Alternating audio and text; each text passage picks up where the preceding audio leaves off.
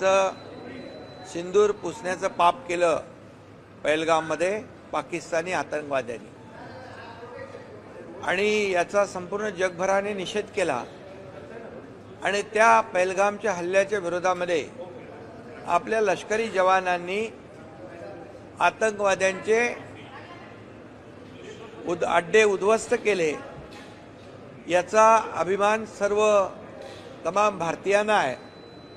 आणि या लष्कराच्या जवानाच्या पाठीमागे देशाचे प्रधानमंत्री नरेंद्र मोदीजी खंबीरपणे उभे राहिले आणि त्यांना सांगितलं, खून का बदला खून से, ईंट का जवाब पत्थर से, गोली का जवाब गोले से।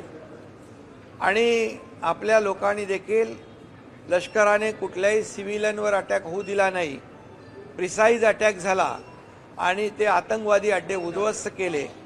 अशा प्रसंगामध्ये पाकिस्तानला ऑपरेशन सिंदूरच्या माध्यमातून एक जबरदस्त त्याला उत्तर या ठिकाणी लष्करी जवानांनी दिलेलं आहे। आणि लष्करी जवानांनी उत्तर दिल्यानंतर अशा प्रकारचं वक्तव्य काँग्रेसकडून होतंय, ही खरं म्हणजे हे चिंताजनक बाब आहे, ही दुर्दैवी बाब आहे, ही देशविघातक बाब आहे। हे देशप्रेम नाही, हे पाकिस्तान प्रेम त्यांचं उतू चाललेलं आहे। आणि म्हणून पाकिस्तानमध्ये देखील या सर्व नेत्यांनी काँग्रेसच्या बोललेल्या हेडलाईन झाल्या, देखो हिंदुस्तान में ये अटैक के बारे में क्या बोल रहे हैं। आणि म्हणून पाकिस्तानी बोलणाऱ्यांना हिंदुस्तानची जनता माफ करणार नाही, बिलकुल त्यांना सोडणार नाही, त्यांची जागा त्यांना दाखवणार। आणि म्हणून काँग्रेसचे जे कोणी नेते आहेत ते देखील यापूर्वी देखील राहुल गांधी यांनी देखील या पहलगामच्या हल्ल्याच्या विरोधामध्ये ते आपल्या लष्कराच्या जवानांनी केलेला अटॅक त्याचा हिशोब विचारता, किती ड्रोन पडले, किती विमानं गेली, किती तास युद्ध थांबलं। अरे त्यांच्या पाठीशी उभं राहायला पाहिजे होतं। काँग्रेसच्या जमान्यामध्ये कधी असं झालं नाही। पी चिदंबरम यांनी सांगितलं की त्यावेळेस त्यांच्यावर दबाव होता। कोणाचा दबाव होता? हे देशभक्ती नाही, देशद्रोह आहे की आपल्या इथे मुंबईमध्ये साखळी बॉम्ब होत आहेत, 26/11चा हल्ला होतोय, त्यावेळेस अशा प्रकारचं सडेतोड उत्तर त्या तत्कालीन काँग्रेसच्या सरकारने दिल्लीच्या घ्यायला पाहिजे होतं, पण दुर्दैवाने त्यांनी त्यावेळेस ते धोरण घेतलं नाही। त्यावेळेस देखील मतांचं राजकारण केलं आणि म्हणून मी त्यांचा निषेध करतो, जाहीर निषेध करतो।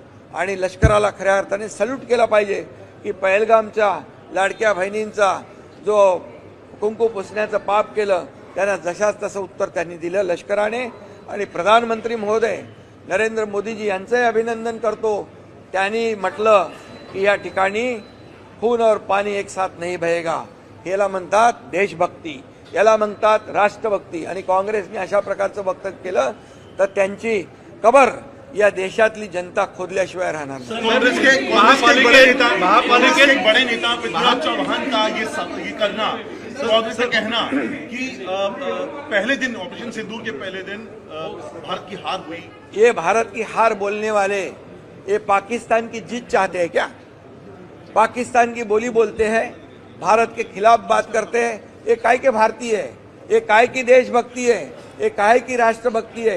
ये तो देशद्रोह है, ये देश से गद्दारी है, देश से बेईमानी है। और इसलिए ऐसे वक्तव्य करने वालों का मैं जाहिर निषेध करता हूं।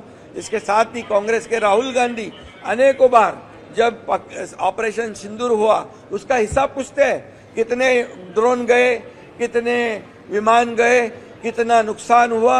अरे पाकिस्तान के खिलाफ जो देश के लश्करों ने जो कार्रवाई की है, आतंकी अड्डों को उद्ध्वस्त किया है, कोई भी सिविलियन को तकलीफ नहीं हुआ है, प्रिसाइज अटैक किया है और पाकिस्तान को मुंह तोड़ जवाब दिया है, इसका गर्व पूरे देशवासियों को है। और इनको पाकिस्तान का गर्व है, देश 1 घंटा देश की हार हो गई। ऐसे बोलने वालों को जनता उनको सबक सिखाएगी। और जो वो मोदी जी के बारे में बोलते हैं कि कब्र खोदेंगे, तो उनकी कब्र ये देश की जनता खुद ब खुद खोदेगी।